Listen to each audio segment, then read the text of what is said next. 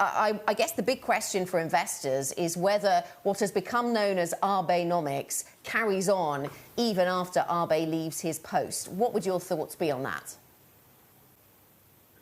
Right. So obviously without Abe in place, then it'd be hard to call it Abenomics. However, given that the potential successors to Abe are all going to come from within the same party, the Liberal Democratic Party, it's highly unlikely, in our view, that any successor will pursue policies that are going to be vastly different from the current direction, i.e., we continue to expect any successor to continue with aggressive both fiscal and monetary easing, particularly in the situation we're in right now in Japan, where the coronavirus is obviously not been stamped out.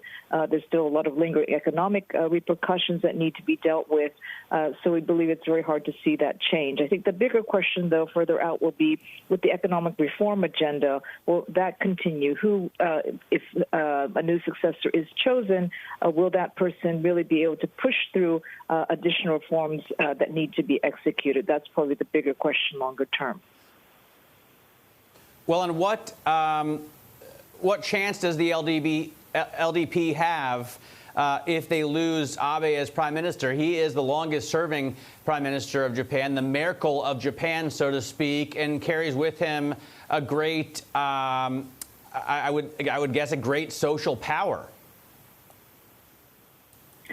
Indeed, he is the longest-serving prime minister Japan has ever had. At the same time, you have to understand the political landscape here is such that the opposition parties are completely fragmented and extremely weak. The current ruling coalition, which is comprised of both the LDP and the partner party, the Komeito party, those combined still have majorities in both houses of parliament. So it's very unlikely, in our view, that you're going to get a 180-degree shift, say, to the other side of the aisle, so to speak, politically here in Japan. It's just a matter of who is going to replace him within the party.